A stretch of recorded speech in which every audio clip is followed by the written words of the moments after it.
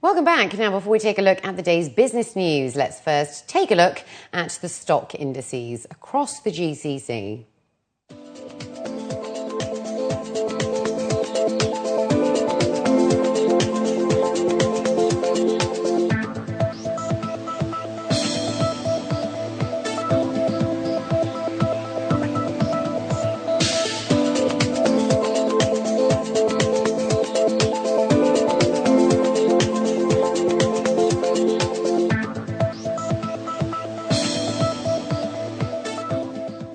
And in our top business story, the Khalifa Industrial Zone Abu Dhabi, KIZAD, has awarded a 100 million dirham pre-built warehousing contract to System Construct LLC.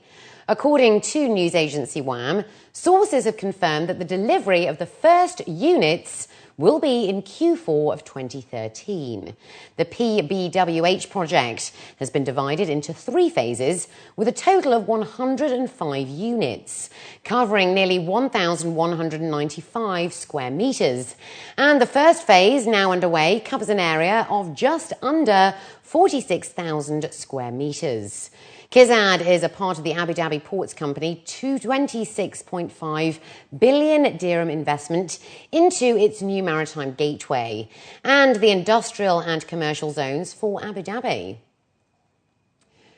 And additionally, the Kalotti Group has announced that it will build one of the world's largest gold and precious metal refineries in the Jumeirah Lakes Tower Free Zone, which is expected to be completed in late 2014. The new refinery, built up over 15,000 square metres, will cost 220 million dirhams. Munir Kalotti, the chairman of Kalotti Group, stated that it will have a capacity to produce up to 1,400 tonnes of gold, 600 tonnes of silver and other precious metals, and a mint department to produce gold coins. Kalotti's new refinery will employ latest gold electrolysis technology from Italy and Switzerland, as well as the Aqua Regia process for gold refining. By 2015, the Middle East and North Africa region's print industry will be worth an estimated $8 billion. To further elaborate on the growth and market trends within the sector, Canon has released a report which focuses on the role and value of print within the region. Canon made the announcement this morning at the opening of the annual Golf Print and Pack exhibition, which will run until Thursday, the 11th of April at the Dubai World Trade Center. The company commissioned a study throughout 210 organisations across the UAE, Saudi Arabia, Egypt, Lebanon, Kenya and Morocco. The survey questioned how important print media is in comparison to other mainstream media such as TV, radio, digital and mobile. The Middle East's findings revealed that 54% of the participants consider print to be more effective than any other media. 64% of total spend on external communications is on printed posters, catalogues and brochures. The research showed that the medium is in top position, quite different to that of the European market, where digital media is preferred. Canon representatives stated that companies are constantly seeking for ways to improve and maintain their print presence. Well, one of our questions was, of course, how important is print to you? And we are glad to say that 97% of the respondents said that print is still very important. So that's a big difference with Europe, where it is less, it's only 87. And that is because in our countries, paper or the printed material is very often still the only tool to reach the end user. There are a lot of opportunities. This is also good news. And you can see here on the stand, we are really exploiting all kinds of opportunities that we have. The point in the research also showed people are not so much aware in this region of what is all possible. So in this stand, we are able to show all different options that we have.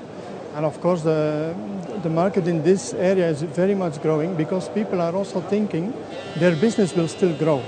And of course, if you have to grow your business, you have to reach your customer. If the number of customers is growing, you need more paper printed. And looking to other business news, equity markets and the US dollar closed the week in the red as Friday's US non-farm payrolls report disappointed and threw into doubt any optimism surrounding the US recovery.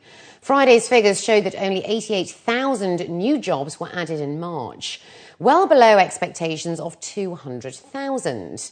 The overall unemployment rate ticked lower to 7.6%, but on a whole, markets went on the defensive as equities sold off and the dollar weakened on expectations that the FOMC would be forced to continue their aggressive asset purchase program. Well, we earlier spoke to Gaurav Kashyap, the head of the DGCX desk at Al Pari Middle East, to get his views on Friday's figures and what it means for the week ahead. Indeed, Laura.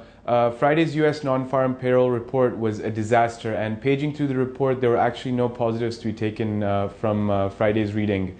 If you look at it, 88,000 jobs was the lowest jobs ever added since June 2012, and it was the largest miss to expectations since December 2009.